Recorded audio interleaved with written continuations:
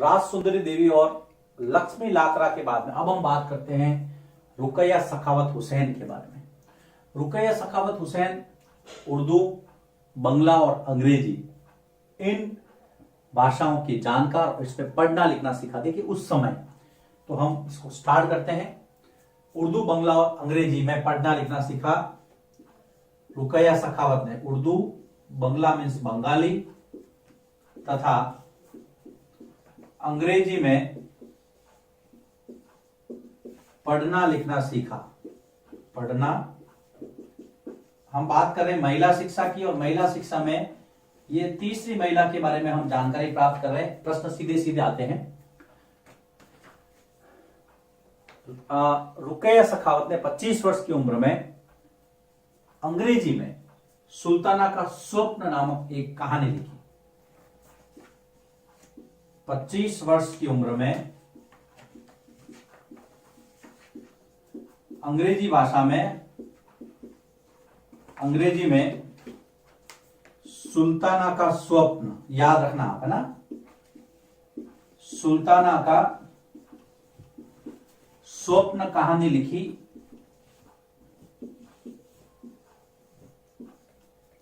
English के अंदर story. इसमें उन्होंने बताया कि एक ऐसी जगह जहां पे सिर्फ महिलाएं होगी उसको नाम दिया लेडीलैंड। इस कहानी में लेडीलैंड की कल्पना की गई। लेडी मतलब महिला, लैंड मतलब जमीन। लेडीलैंड की कल्पना जहां सारे कार्य महिलाएं करती, जैसे हवाई कार्य उड़ाना, पढ़ना लिखना, खेती करना, सारे काम। तो लेडीलैंड की कल्पना जहां सारे कार्य महिलाएं करती हैं, सारे कार्य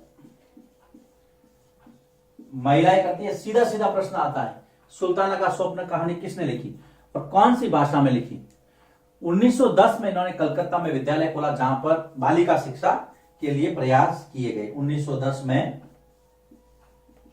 कलकत्ता में विद्यालय खोला, याद रखना इसको।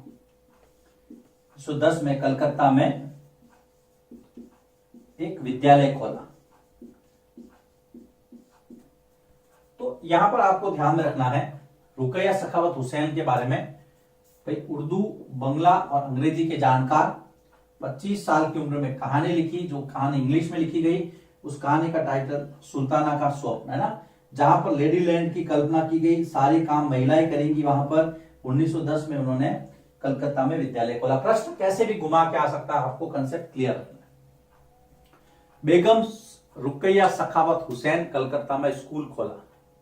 उसके बाद में हम बात करते हैं एक और व्यक्तित्व, पंडिता रमाबाई। नाम रमाबाई, उपाधि पंडिता की। पंडिता उस समय जो पढ़ी लिखी जानकार महिला, उसको कहा जाता है पंडित से पंडिता। कभी स्कूल नहीं गई, माता पिता से पढ़ना लिखना सीखा। कभी स्कूल नहीं गई, कौन? पंडिता रमाबाई। और माता पिता से पढ़ना लिखना सीखा, याद रखना। माता पिता से पढ़ना लिखना सीखा इन्होंने। किन्होंने? रमाबाई। संस्कृत की जानकार, इसलिए इनको पंडिता की उपाधि दी गई।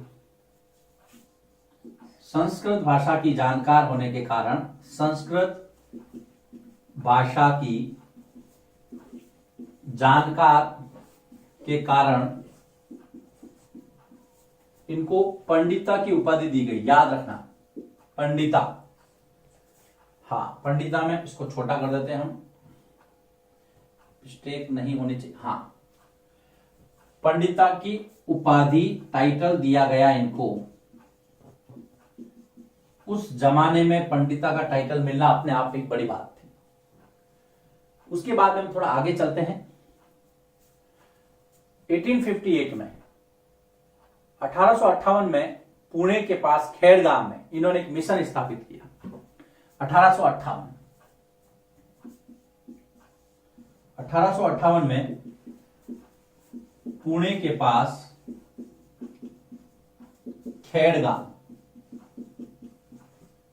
खेड़गांव में एक इन्होंने मिशन स्थापित किया, जहां पर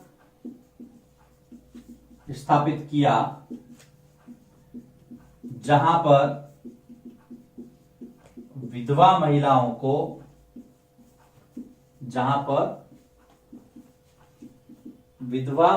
को स्वरोजगार के लिए प्रशिक्षण ट्रेनिंग दी जाती हो कि वो आराम से कमा खाए, किसी के सहारे न रहे, स्वरोजगार का प्रशिक्षण जैसे सिलाई कताई है, बुनाई है आदि का प्रशिक्षण दिया जाता है। खेड़गांव मिशन इंपॉर्टेंट फैक्ट है, कई बार प्रश्नों में आ चुका है और सिंपल सी बात है, ज्यादा आपको इसके अंदर कुछ याद करने की जरूरत नहीं है।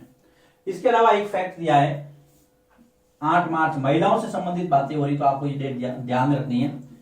विश्व महिला दिवस, विश्व महिला दिवस, जिसको आप अंतरराष्ट्रीय महिला दिवस भी कहते हैं, इंटरनेशनल वीमेन डे। अंतरराष्ट्रीय महिला दिवस 8 मार्च को मनाया जाता है। इस बात को आप ध्यान में रखेंगे। देखिए 8 मार्च विश्व महिला दिवस याद रखना है। पंडिता रमाबाई पंडिता की उपाधि इसलिए मिली क्योंकि संस्कृत के जानकार थे, कभी स्कूल नहीं गए लेकिन माता पिता से पढ़ना लिखना सीखा इन्होंने।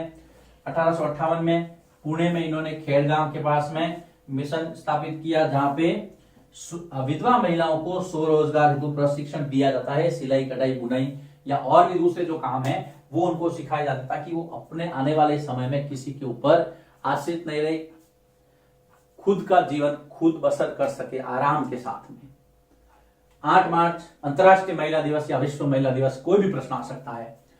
तो 2, 3 और 4 महिलाओं के बारे में हमने पढ़ा। राज सुंदरी देवी अमर जीवन, लक्ष्मी लाकड़ा रेलवे इंजन महिला चालक, रुकैया सखावत हुसैन लेडीलैंड सुल्ताना का स्वप्न, पंडिता रमाबाई खेड़गांव पंडिता की उपाधि, इसका भी आपको कलकत्ता में विद्यालय खोला, ये ध्यान में रखना है। तो ये कुछ महिलाओं के बारे में हमने पढ़ा, लिखिए इसको। उसके बाद में इस चैप्टर को हम और आगे बढ़ाते हैं। अब हम बात करते हैं वर्तमान समय में शिक्षा की स्थिति, कुछ आंकड़ों पे। जो जितना सिलेबस में दिया उस पर चर्चा करेंगे हम, उससे संबंधित बातों को आपके सामने रखेंगे और आपसे भी चर्चा चाहेंगे। वर्तमान समय में शिक्षा और विद्यालय की जानकारी से पहले अगर हम 1961 की बात करें, 1961 में, तो 1961 में जो पुरुष साक्षरता थी, अर्थात कितने प्रतिशत व्यक्ति आप पुरुष पढ़े हुए थे और कितने प्रतिशत जो है वो महिला साक्षरता कितने प्रतिशत थी। अगर हम आंकड़ों पे नजर डालें तो यहां पर 1961 की बात है तो 40% पुरुष पढ़े लिखे थे और 15% महिलाएं। कहां? 1961 की। लेकिन 1961 के बाद में अभी जो हाल ही की 2011 की जो जनगणना है, 2011 की जनगणना में पुरुषों का जो प्रतिशत है वो बढ़ करके 82%, 82% हो गया है और महिलाओं का जो प्रतिशत है वो हो गया है आपके 65 अर्थात 65%। तो उछाल तो जबरदस्त आया है, लेकिन महिला साक्षरता में उतना अच्छा नहीं कर पाए।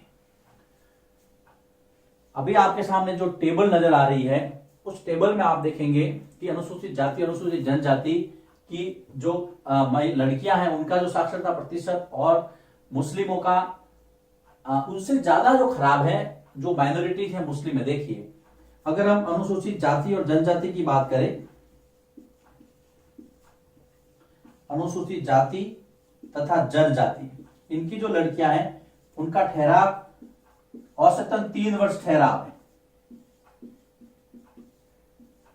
विद्यालय में।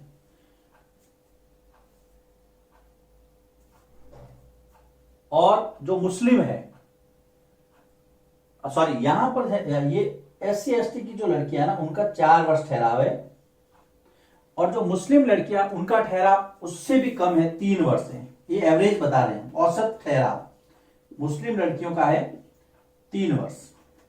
तो अगर हम बात करें मुस्लिमों की स्थिति और खराब है यहां पर, तो लड़कियां जो है वो स्कूल क्यों नहीं जा पाती हैं? लड़कियों के स्कूल न जाने के कारण या लड़कियां महिला शिक्षा कम होने के अनेक कारण गिनाए जा सकते हैं। अब वो कारण क्या क्या देखिए सिंपल सी शब्दों में।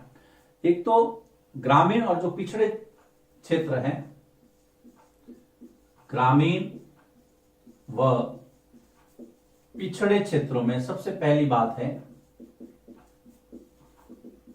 स्कूल नहीं है, और स्कूल अगर है भी तो वहां पर शिक्षक नहीं है।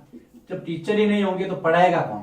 तो स्कूल और शिक्षकों का अभाव। हालांकि अभी जो है स्कूल तो बहुत खुले हैं शिक्षा के अंदर, निजीकरण भी ज्यादा हो रहा है, लेकिन टीचर्स नहीं है। देखो टीचर्स नहीं होंगे तो स्कूल भी किस काम के? आपने बिल्डिंगें बहुत सारी बना दी लेकिन टीचर की रिक्रूटमेंट नहीं। तो कहने का मतलब ये कि गांवों में और पिछड़े क्षेत्रों में स्कूल और टीचर्स दोनों का अभाव कारण है लड़कियां स्कूल नहीं जा पाती।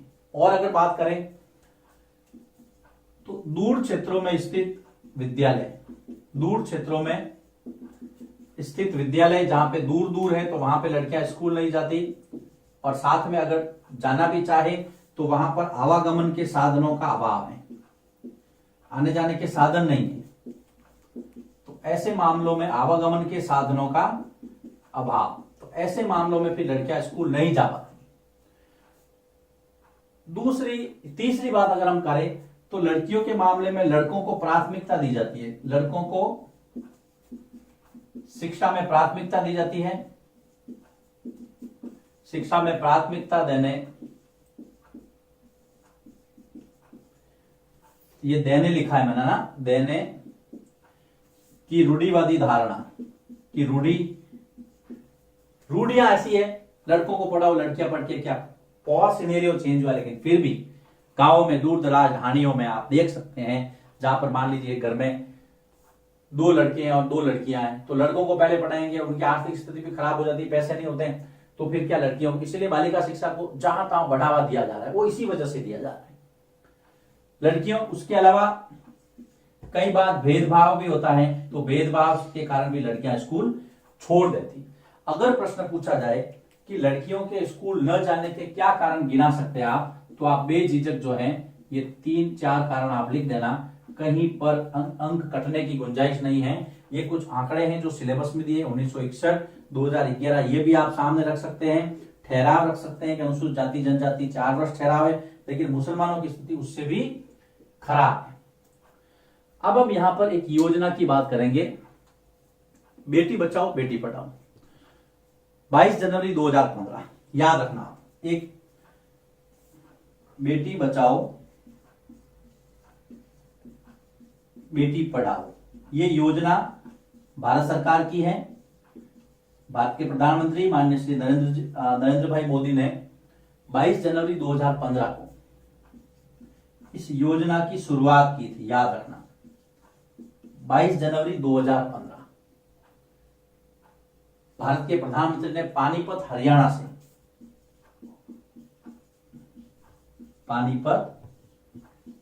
हरियाणा से इसकी शुरुआत की थी। पानीपत से योजना शुरू हुई थी। अब इसका उद्देश्य क्या था, यहां पर लिखता हूं।